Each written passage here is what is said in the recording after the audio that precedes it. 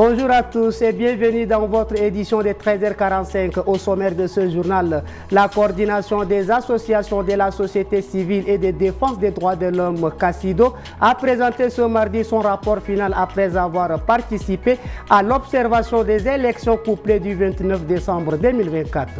Le président du parti Les Transformateurs, Succès Masra, fait une déclaration ce 28 janvier en acceptant la main tendue du chef de l'État Mohamed Idriss Déby Itno. Une prise de position qui suscite des réactions mitigées dans les rues de N'Djamena.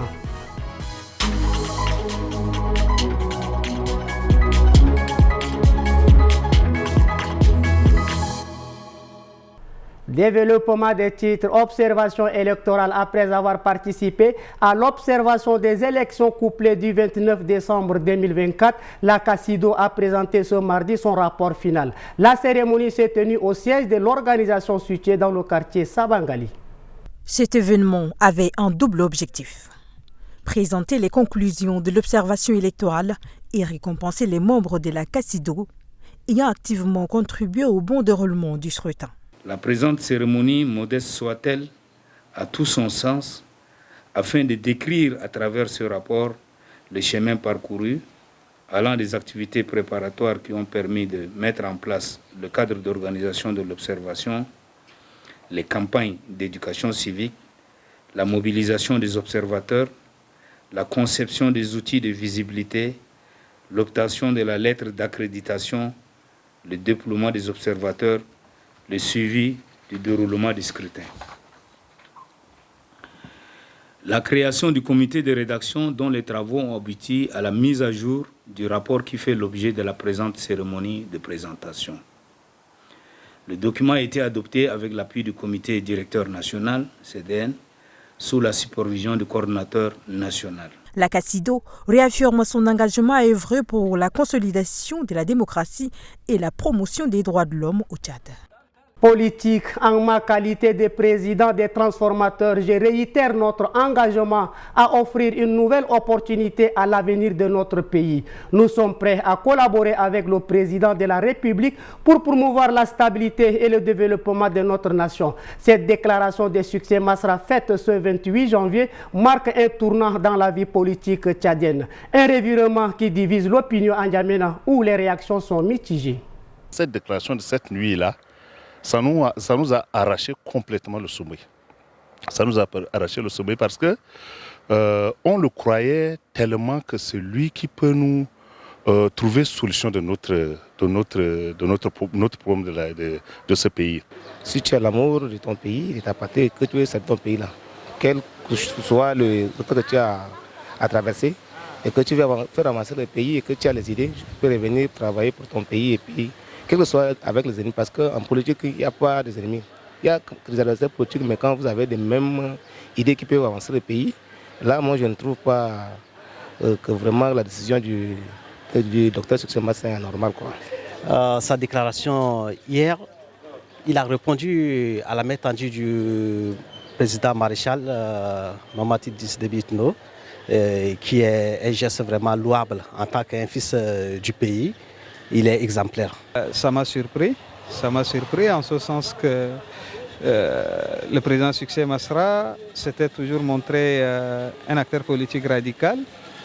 Dans ses différentes sorties, il n'avait aucune humilité. Il allait même dire des choses extrêmement graves, comme quoi tout ce que lui il est en train de faire, personne, bien avant lui, n'avait fait. Et donc, moi j'ai dit, à ce niveau-là, M. Masra a franchement déçu plus d'un Tchadien. Donc je trouve que ce n'est pas le moment opportun de faire ce genre de déclaration. Il devait garder sa distance. Une fois que ces institutions arrivent à terme, il peut revenir aux affaires s'il le souhaite avec une nouvelle force. Sport. Dans le cadre du tournoi Challenge pour la refondation du football féminin au Tchad, la toute première rencontre a eu lieu dans l'après-midi du 28 janvier au stade de Paris-Congo. Le match dont l'ouverture officielle a été faite par le ministre des Sports a opposé l'équipe du Chari Bagrimi à celle du Mundou. Fakalbo Absolon, Ralombay Bonaventure nous font vivre cette rencontre.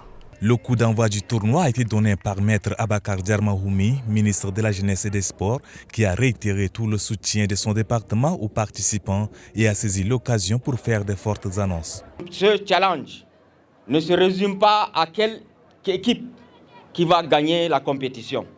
Ce challenge ne se résume pas à quelle province qui va prendre le trophée.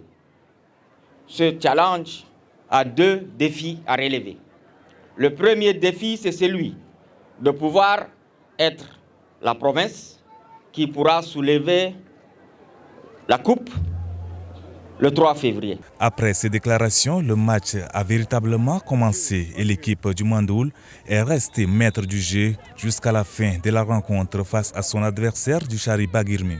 Un niveau de jeu que le coach de l'équipe du Chariba Guirmi reconnaît à demi-mot. L'équipe adverse à la première partie, nous on ne se retrouvait même pas. On nous a dominés, on nous a beaucoup dominés. Ils nous ont mis beaucoup de problèmes.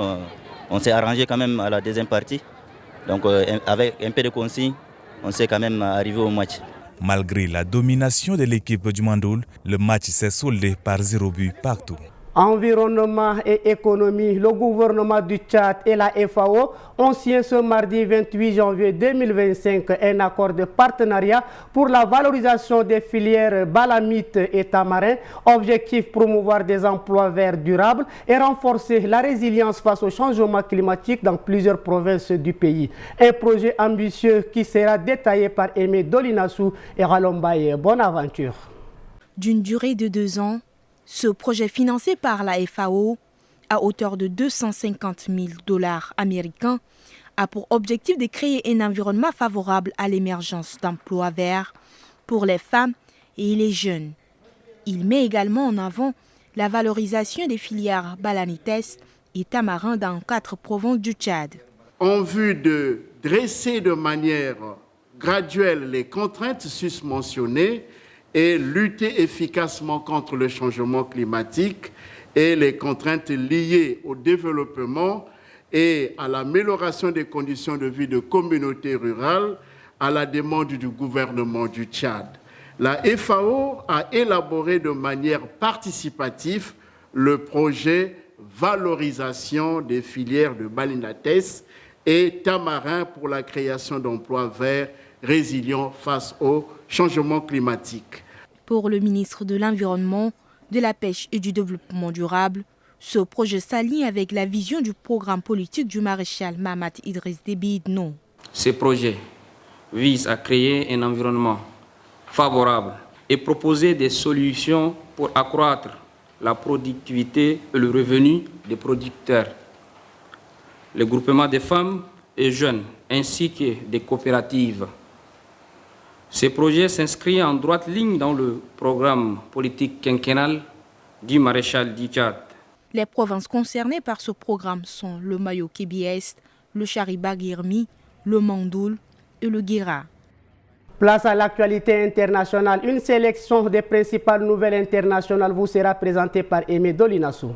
Ce mercredi 29 janvier, le M23 et l'armée rwandaise contrôlent la zone autour de l'aéroport et occupent désormais la quasi-totalité du centre et de faubourg de Goma, la capitale du Nord Kivu. Un sommet de l'EAC, la communauté est-africaine, est annoncé à Nairobi ce mercredi, mais le président de la RDC, Félix Tshisekedi, qui suit de près l'évolution de la situation à l'est du pays, n'a pas prévu de participer à la réunion, annonce sa cellule de communication. Des manifestations dans plusieurs villes du Burkina Faso et du Niger ont eu lieu mardi 28 janvier pour célébrer la sortie de la communauté économique et de développement des États de l'Afrique de l'Ouest par les pays de l'Alliance des États du Sahel. Cette sortie sera effective mercredi 29 janvier, disant soutenir la décision des leaders de l'AES, soit du Burkina Faso, du Mali et du Niger. Plusieurs milliers de personnes ont répondu présents. Le procès de Olivier Boko et Oswald Omki et de 4 autres personnes poursuivies pour complot contre l'autorité de l'État a repris mardi 28 janvier à Cotonou. Jeudi dernier, la Cour de répression des infractions économiques et du terrorisme avait accordé un délai aux accusés pour trouver de nouveaux avocats après le retrait de leur premier défenseur. Mais les accusés se sont présentés à la Cour sans avocat. C'est tout pour cette édition. Merci pour votre fidélité. Très bonne suite de programme sur notre antenne.